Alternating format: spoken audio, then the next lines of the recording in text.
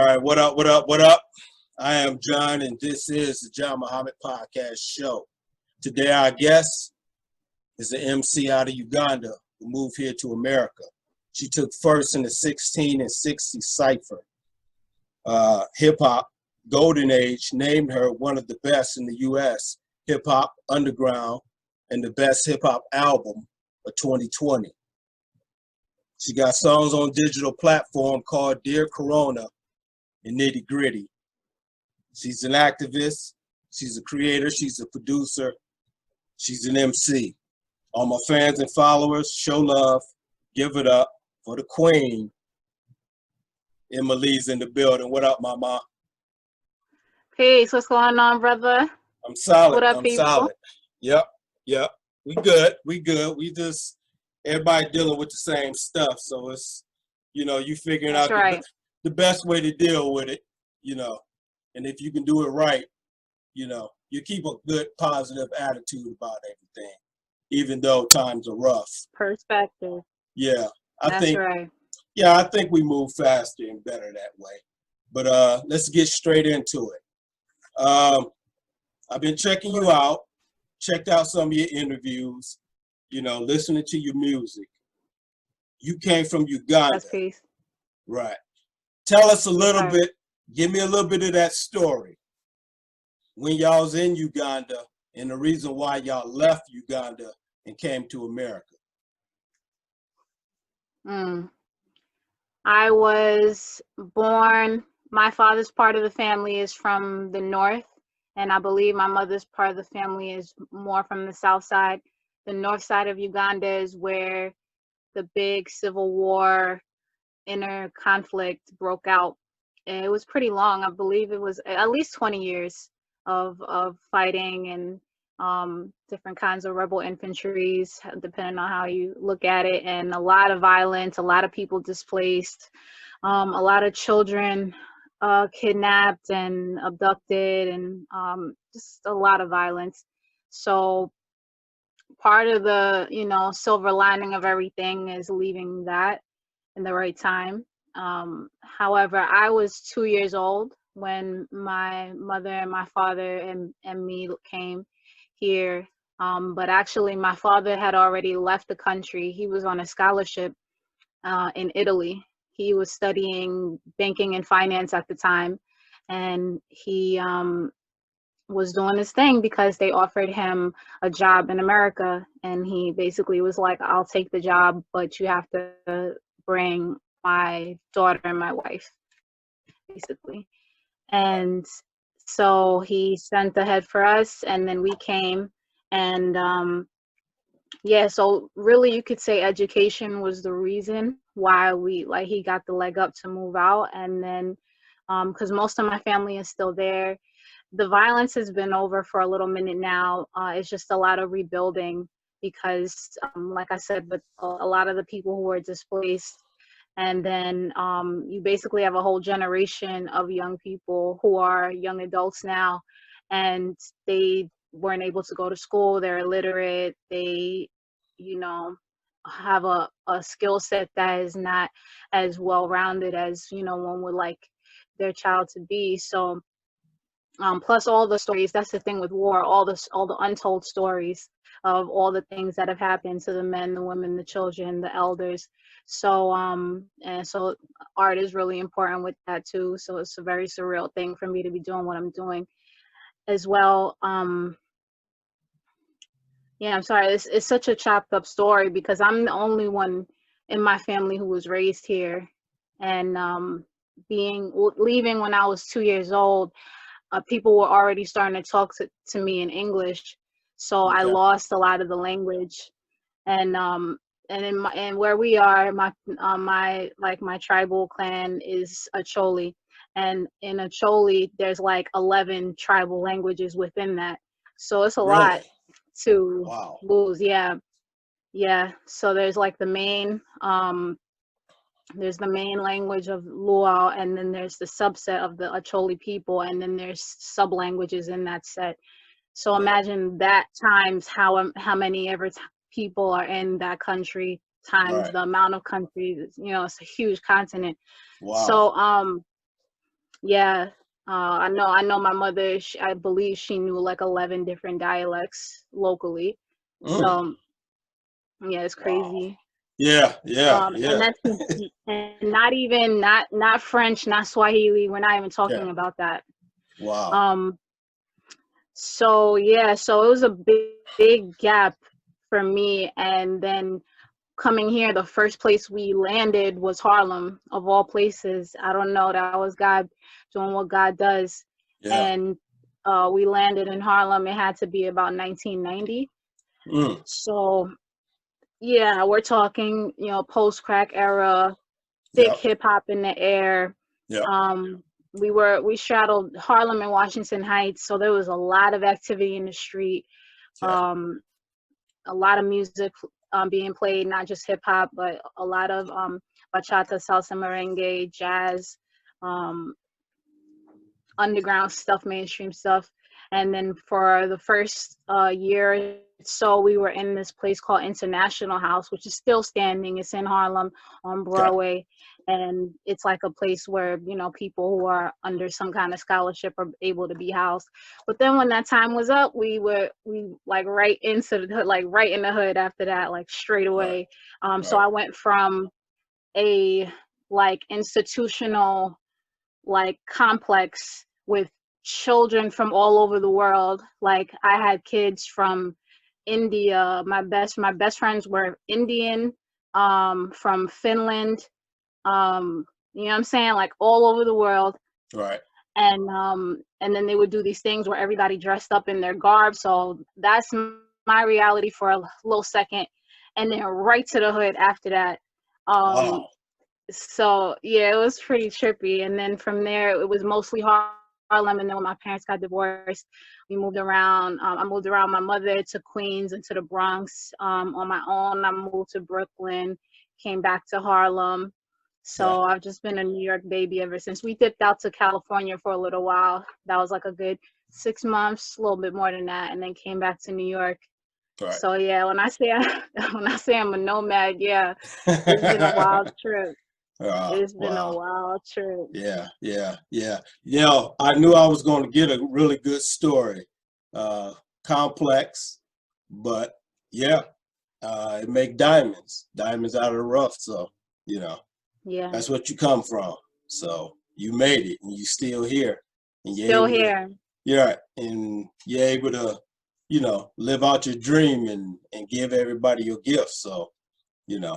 can't lose like that. You can't lose like that. Okay. So we're in the era now, Corona, because everybody know. You even wrote a song about it. Tell me, what was your life when Corona, when you knew it was real because everything around you was starting to change? What was your life at that moment? Were you torn? How did Corona change whatever it was you was doing? Mhm. Mhm.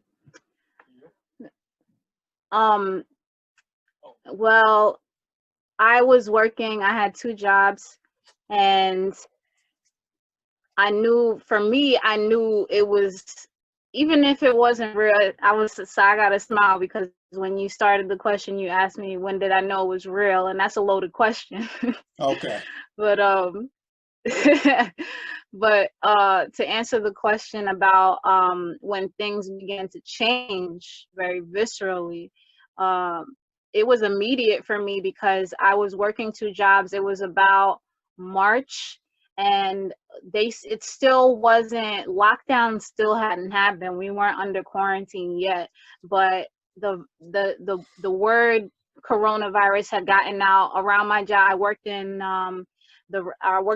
hospitality in the restaurant industry, and like a club nightlife situation. So around a lot of people. So already around the jobs, they were telling us like to start doing things differently, and they brought out big can sanitizers, and we just still didn't know what it was going to turn into, but it was Right. starting to get, telling us not to touch stuff and blah blah blah. Yeah. But then I just got a call one day and was like, we'll no longer be needing you, or like you're not like I'm not on the schedule or whatever. And I was just like, what? And then the other job did the same thing. All And I'm right. like, what?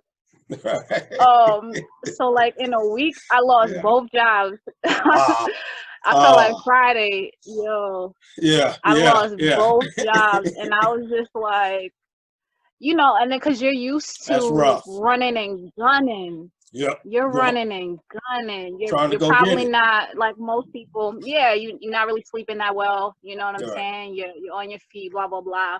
Yeah.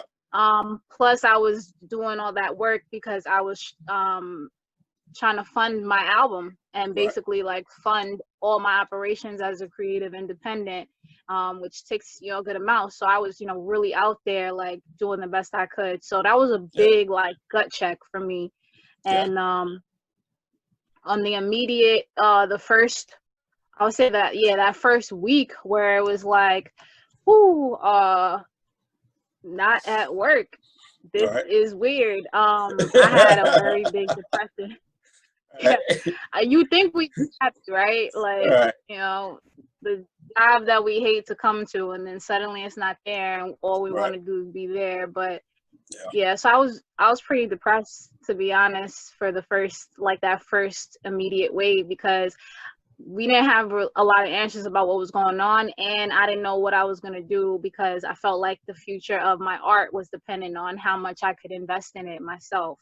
Right. So that definitely hurt, like weighed on my spirit a lot. And then it would have got worse for me, but starting to write that song and record it and create that video and design it and direct it and film it and edit it, that helped me out so much. Like that turned everything around. And that was the first formal thing I also started investing that money into, and it just set like a huge foundation for me. So a lot of prayer, a lot of candles lit, a lot of incense, what I'm saying, a lot of coals burning. But yeah, it was a rough dip, and like you said, dips still come. We're all human. Some of us have higher tolerances than others, but dips do come, and perspective is important, and like employing every grounding and centering technique you can, yoga, meditation, writing, like Yeah. breathing, Right. changing your social habits, Yeah. whatever it is that you could do, like every single thing you can do helps in times like this. Right. Right. Right. That's real. That's real. Okay. We'll talk a little bit more about your song, Dear Corona. Everything's going on. A lot of people, some people going through it, some people ain't. That's the reason why I guess it continues to spread, because some people ain't taking it serious. I don't know.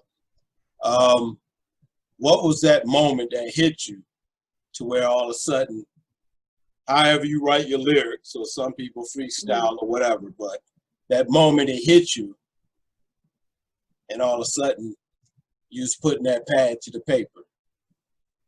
Yeah, I was sitting in the studio that I was also living out of, and I was sitting in the chair, and I was really thinking, like, is this how all my hard work over the last X amount of months, year of having these two jobs and working towards this album, is this how it's gonna like cap? Is this how it's gonna end? Somebody else is gonna dictate the destiny of my life and my gardening and my hard work, really.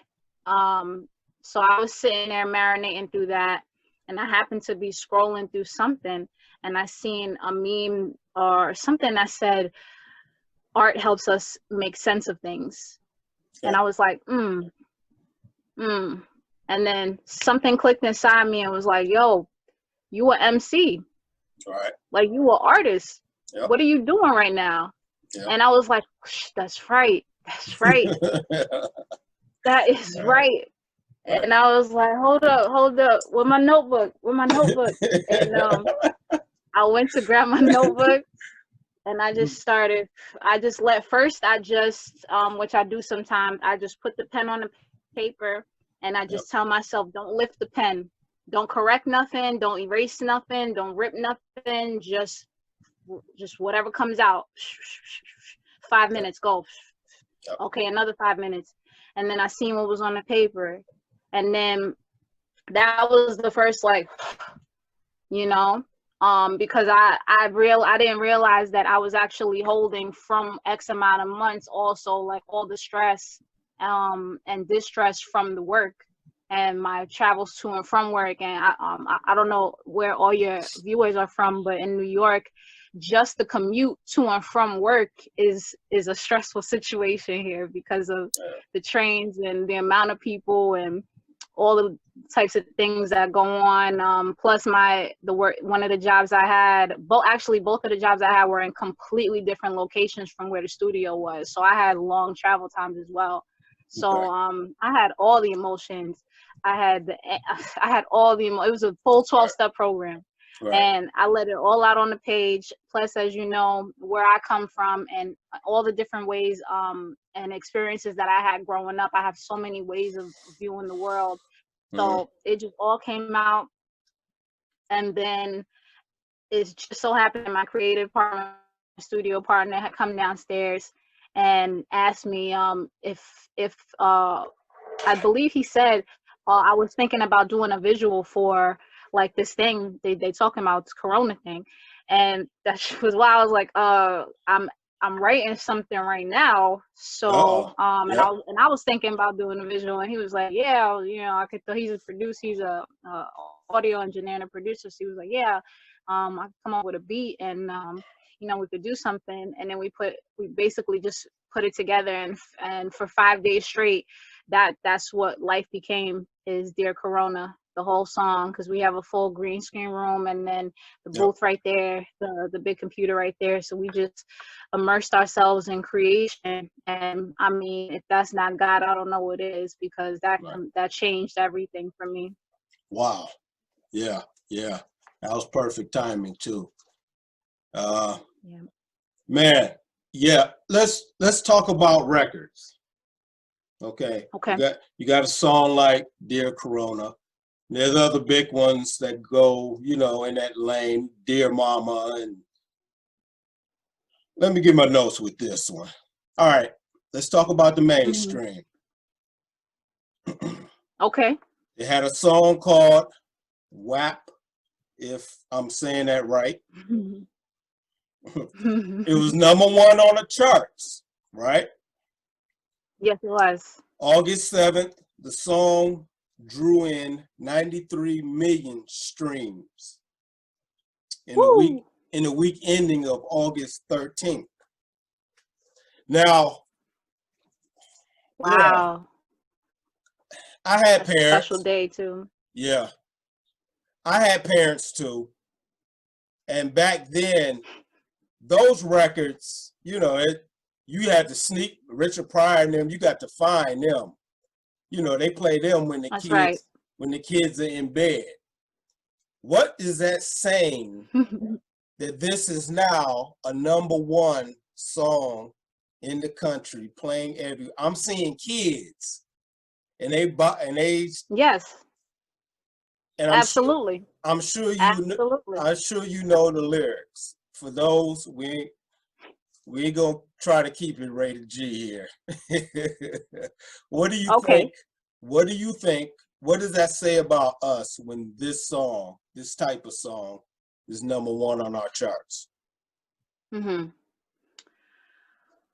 This is another loaded question, because this says a lot about a lot of things at play before it ever gets to the people.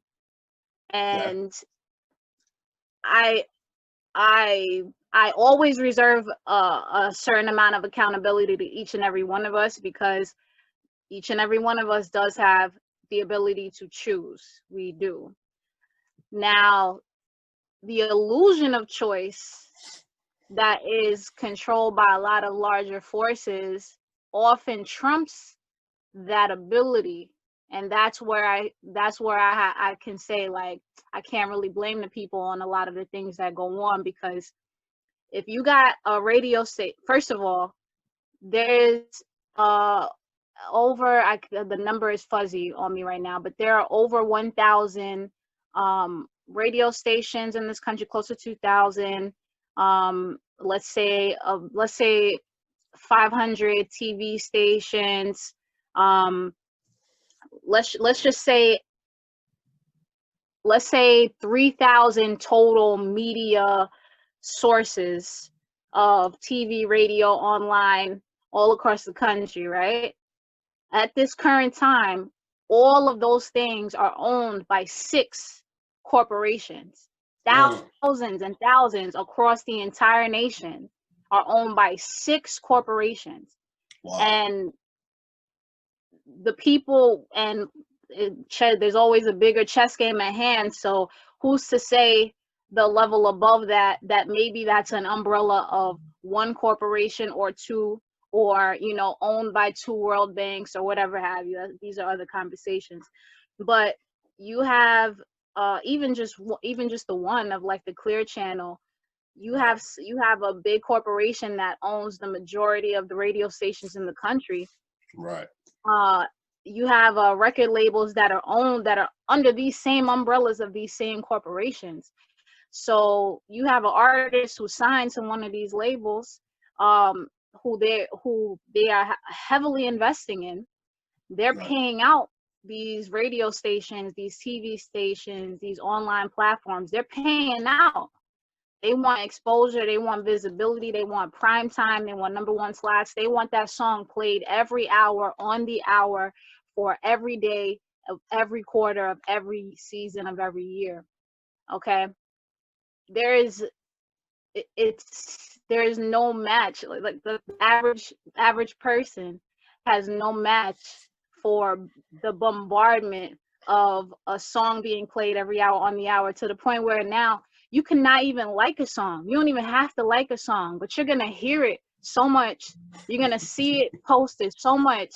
Yeah. You're gonna see clips of that video and people making memes out of it so much that Yeah. you might catch yourself singing along, or somebody else singing along, and it's gonna just become like it enters you. Yeah. And I actually watched Professor Griff, and I can't remember the brother's name, but there's a really dope like huddle that they had about the song WAP, and about what was it called, the weaponization of hip hop and something Yeah. else. Yeah. Seen it. But part of the conversation was about how music goes inside you. And Yeah. I think that's something that a lot of us don't really, I know I'm being esoteric No. right now, but I think Go there, please. I think that's something that a lot of us, that we don't talk about. And it would, if I was the person in control of stuff and like that, where I'm making, we're doing 93 million streams, in the month of August, which is a very, like I said, that's a very special month. The people on your wall, people may not know about Black August and Black August resistance. Like, August itself is a very, very special month. There's a lot of revolutionary energy in that month. So for you to bring up that month of when, like, that's when streams were clocking in highest and that's where songs came out, that's very interesting, because Wow. that's making sure that the people are steered on this, as opposed to being steered at this. It wasn't even like, oh, well, we could do both. Nah, it was all of this. You know what I'm saying? Yep. Anyway. Wow. But a conversation that we don't really have is like a metaphysical effect of music. And I seen a meme a lot that said how our ancestors understood the power of music. I mean, that's why we have the things we have today, but our ancestors understood that music can be used to heal, and anything in nature, anything that is medicine can also be poison. You know what I'm saying? So the sound waves of music can travel. They travel not just into your ear, but into your body, into your bloodstream, into your organs, into your chakras. So imagine if you got a piece of music that is designed to numb you, or designed to confuse you, or designed to distract you, or designed to make sure that all your lower energies and properties are constantly stimulated, but none of your highers are ever even touched. You know what I'm saying? That starts to have a huge effect on you. And imagine this over times 100 songs, or times every year, times 5 years, 10 years, your whole life. You know what I'm saying? Now you're dealing with generations of people who are dealing with different defects and diseases and impairments just from the music, just from the media. You know Wow. what I'm saying? Just from the commercials. You know Yeah. what I'm saying? So I'm never, first of all, I'm never mad at nobody from our community trying to get a dollar and lift themselves and their families and the people they care about out of poverty and you know, into upper mobility. Never mad at that. Never. You know what I'm Word. saying? Word. At the same time, I can think critically and say, you know, am I being used? Am I being co-opted? Am I compromising any part of my effect on the people and on myself with what I'm making? Has my art been taken to do something else? You know what I'm saying? Or am like, what is my intention with this art? And let's say my intention was to get money, get on the radio, get this hit off, you know, get the dollars coming back in. Yeah. Then what? You know what I'm saying? Is there a follow-up? Is Yeah. there, you know, a transformation, a transmutation of that, Okay. a balance that you could offer? You know what I'm saying? So Right. so Right. that's my caveat with that. You know what I'm saying? Is Yeah. the profits and the promotion and everything that you're getting out of choosing to do the kind of art that doesn't offer a lot of balance for the people.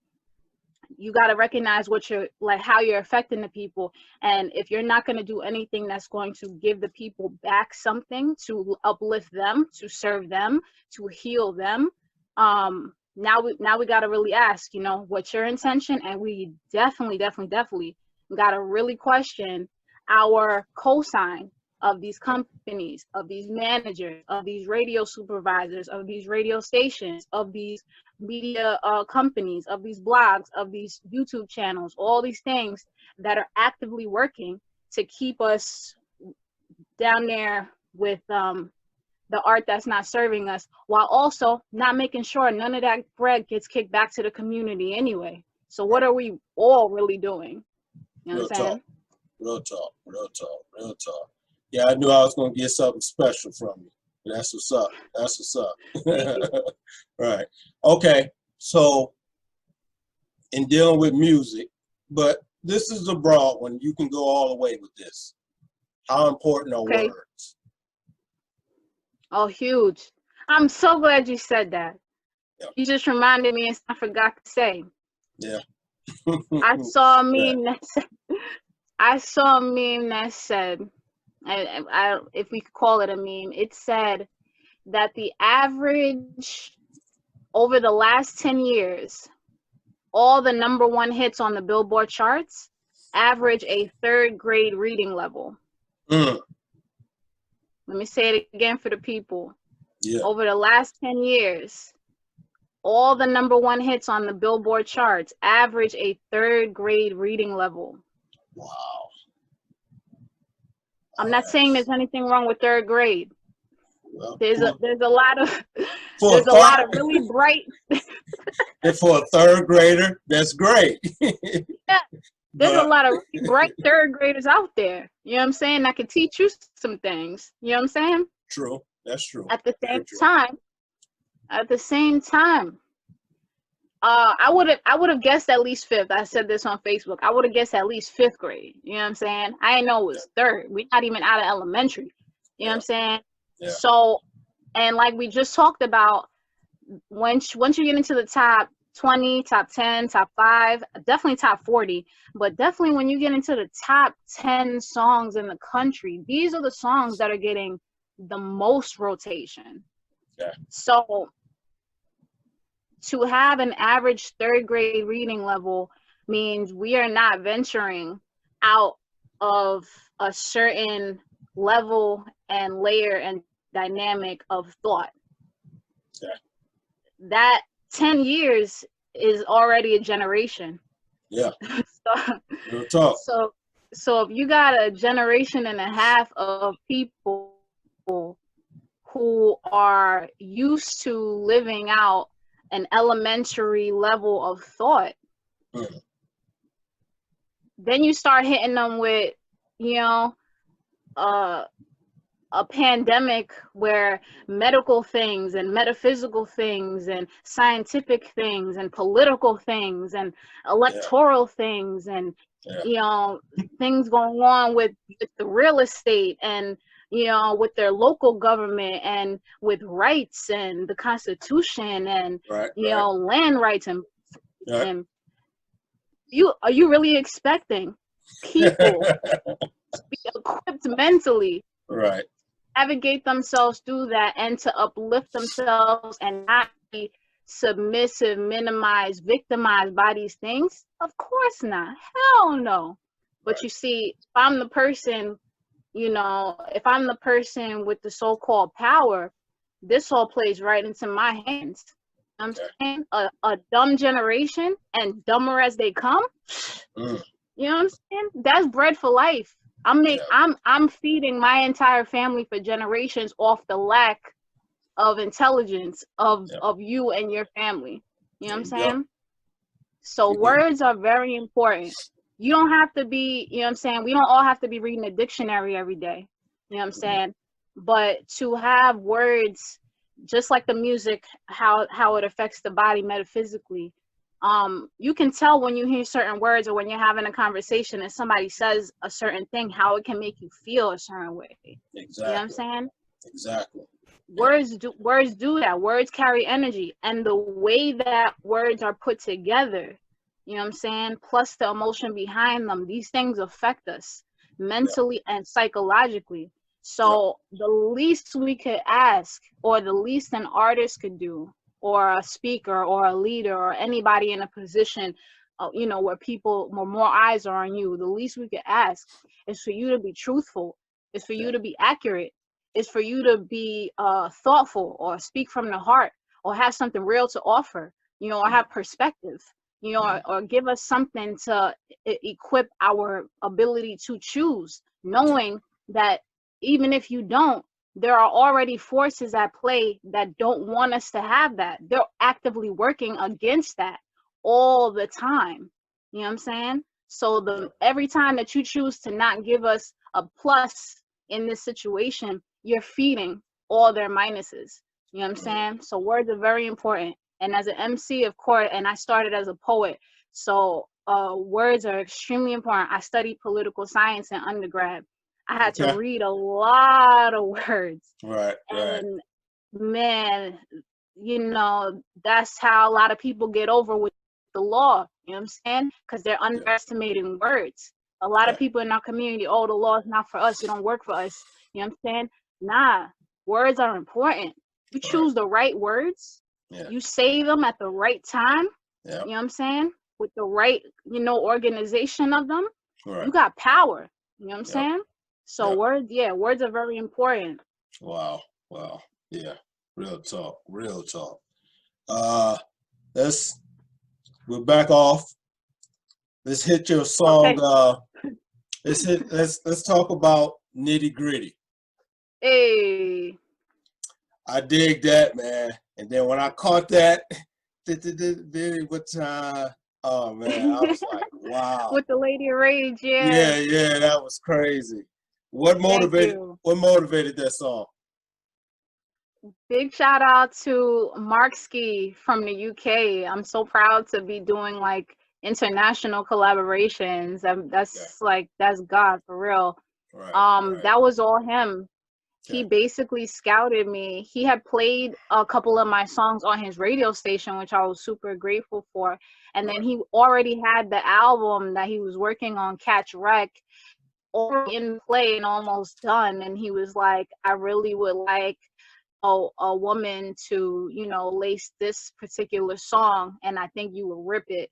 And I did ask him, like, what should I write about? What should I talk about? And he was basically like, yo, the subject matter is all on you. Like, whatever you want to do with it. And he literally said, be as braggadocious or as conscious or whatever as you want. And I was like, what?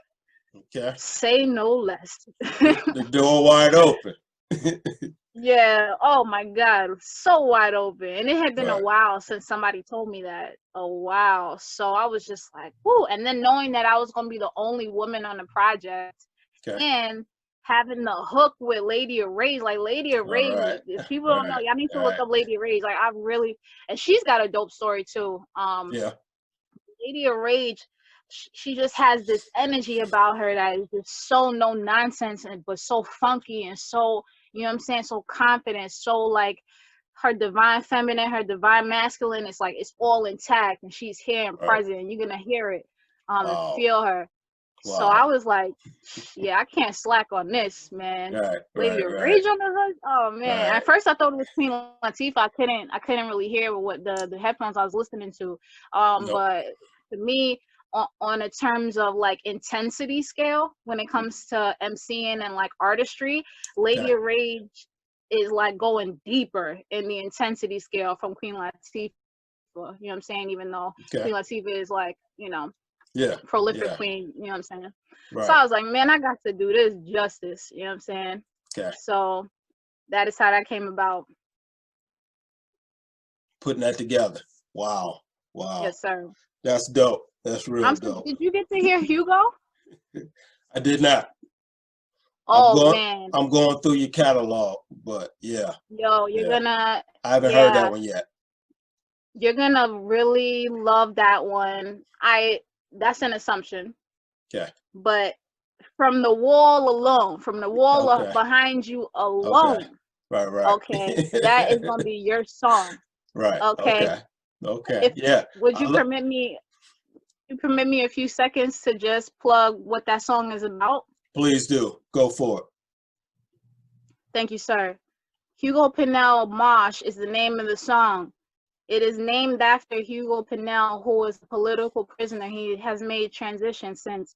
He was a political prisoner in the San Quentin prison system. He was in solitary confinement for over 40 years, people. 40 years. Okay, he was murdered in prison. He was part of the San Quentin Six. He was brother in arms with George L. Jackson, author of Blood in My Eye, author of Soledad Brother, who was in comrade with Angela Davis, who was in comrade with James Carr, who was in comrade with a lot of the Black guerrillas on the West Coast, Black Panthers on the West Coast. Right. Hugo Pinel's daughter is still alive. She is still doing movement work. She's still on a weekly basis is going out with her husband and helping to take care of homeless people. They still run programs for youth and families. They still do a lot of community-centered things and helping people in the Northern California area, especially around Sacramento. And she is also currently the only one keeping his name alive.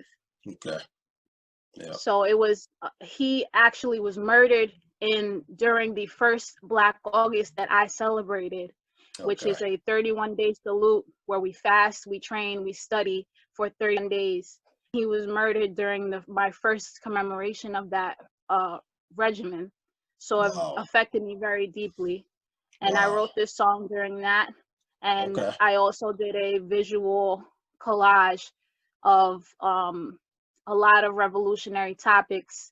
And how Mosh is in the mind first, which we've been talking a lot about. Words, energy, frequencies, studying, you know, self-care, awareness, perspective. You know, these are all things that every revolutionary possesses, and every revolutionary was a regular person first. You know what I'm saying? So I wanted to connect all those dots and keep his name alive and salute her for the ongoing work she's doing. So that's Hugo Pinel. Wow. That's what's up. That is what's up. Yeah, I knew we was gonna get some game. I knew it. I was like, yeah. She's using her brain 100%, if that's possible. You know. So. Oh man, right. Right. Right. Man, when I'm at 100. Right. I don't even need this phone. Right. I'm gonna be telegraphing all of this stuff from my brain. It be coming to you. You just be flying. You be controlling it with your mind. Yup. Oh yeah, we could talk for probably 3 hours on a bunch of topics, but I ain't gonna keep you that. I ain't gonna keep you that long. We got plenty. I got so much to give them, and it's about feeding all of those who got an ear to hear. You know what I'm saying? Yes, sir. Give them some good stuff. Music, media, whatever it is, give them some good stuff. Take it back to the days where the kids wasn't in front of the TV listening to a bunch of cussing and sex, and you know, back in the day, that stuff wasn't allowed in the household. You know, you partake of it when you became adult, but you know, it's different now. I don't know, but we're dealing with it. We're Always dealing with gonna it. be. Yeah, yeah. All right, so I give you one more question. This is in music. Mm-hmm. How important, we talking to the young MCs, how important Okay. is it to own your own publishing, mastering? Oh man. Publishing, there's no way around it. You have to own your publishing. You have to own your publishing. If you don't, basically every time you put out a song, you're basically holding up a big sign that says "rob me," basically. You gotta be you gotta register, you gotta copyright it, and it has to be under your publishing, as a songwriter, or under your publishing company, both if you could swing it. Right.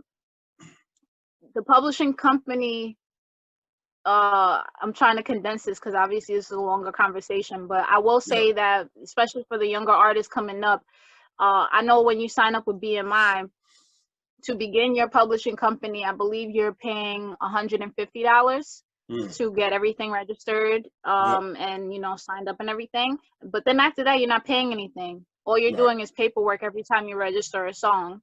Right. So that's 150, for a perpetuity of securing the life of your music, Exactly. which I don't Yep. know. To me, that's a good investment. There's a Yep. lot of people who spend more than that on sneakers. Oh You know yeah. what I'm saying? at the drop of a hat. Yeah. They whole get up be $1,000, but Yeah, bruh. Oh, that's a uh, whole other conversation, that's man. a whole nother. That's why I say we could talk all night, but I ain't gonna keep you Sir. that. I ain't gonna keep you. We But talk yeah, about publishing. so publishing, yeah, get your publishing company, because every time that you put yourself in a position to be able to not only protect the rights of your songs, but to also secure the royalties that are going to come should your song be played on the radio, should it get used in a movie or a commercial or anything, you want to be paid for your work. And Right. a lot of those situations, you'll be paid every time that song is used. But if it's not registered, if you don't own the publishing, you don't get paid off of that. And if somebody else owns that, they may not only never see your name, but you'll never get the bread either. And you don't want to be off somewhere broke, Yeah. when you could have been, you know what I'm saying? Yeah. So that's that. And look up splits. And so every time, if you're working with a producer and it's 50-50 between you, not only are you splitting 50-50 of the song creation, you're splitting 50-50 of the publishing. So just get yourself familiar with what that means. It's a 200% pie, and I don't want it a 200% pie, and you're splitting that down the middle. Right. Segue, the mastering. I'm still learning that a lot of people don't own their masters even in this day, which is very surprising to me, because once we shifted more into the independent era and the digital era, like everything basically like Sean Price and up, once we shifted into that, you as an independent artist, there should be no reason why you don't own your masters. So if you ended up signing some kind of contract or some kind of agreement where your masters were part of what they were getting, I need you to go back and look at that paperwork. I need you to go get that paperwork looked at. And if you can restructure that or get out of that contract, I need you to do that, because with that, the same conversations we was having about the publishing, with if your song gets picked up and used for other things, or maybe you submit it to a festival or a play or something like that. If you don't own your masters, you don't even have the right to distribute that song. You don't even have the right to say, yes, you can use it in that movie, or, yes, you know what I'm saying? So not only are you holding up the rob me sign, but you're holding up the I don't even own these sign. You holding up Right. Right. That's no bueno. That's right. good. Right. You don't own your masters. You don't own the original piece of music that gets copied to get distributed everywhere else. The master is the original. Once you left the studio, that final, that's the master. So now every time you go to the studio, every time you finish that session on that song and you get all the stuff done, get all of that back. Get copies of all that, your sessions, the unmixed, the mixed, the mastered version of that. Get all of that back, because that in collectivity are your masters. Yep. I can't even fathom that you would have all that in your palm of your hand and say, and here, somebody, do what you want. But no, that's you. That's you worked hard on that. You know what I'm saying? So if there's any kind of way for you to not give that up, do that. And if you are giving that up, make sure you're getting a very, very lucrative and well-serving return in exchange, because they're going to own your art for life. Even after you die, they'll still own it. You know what I'm saying? Unless you have provisions in paper. You know what I'm saying? It's very important questions. Thank you. Wow. Well, I knew you could knock them out, so I was, so you did your thing. I ain't gonna hold you any longer. We got so much. So I appreciate you coming on, and keep doing what you're doing. I'm watching. I'll be in touch with you very soon. Dope. And before I forget, I need you, I'm gonna remember the name, but I need you to watch this documentary on Winnie Mandela. That's gonna blow your mind. I was telling you off cam about the Nelson Mandela. It's gonna blow your mind. You may end up switching out his face for her face by the end of that documentary. Really? I'm telling you. Yeah, it's wild. I'm gonna find that name. Yeah, bro. Yeah, I want to see it. So send me an email, a picture of what it looked like or something. Send me anything. Yeah, and I'll find it. Okay, I will. Thank you so much for having me on. I appreciate you coming on. Hooking us up. Yep. Big shout out. She's a good person, and we'll be in contact. Yes, sir. Peace to the people. Yep. Stay up, y'all. Take care. Peace.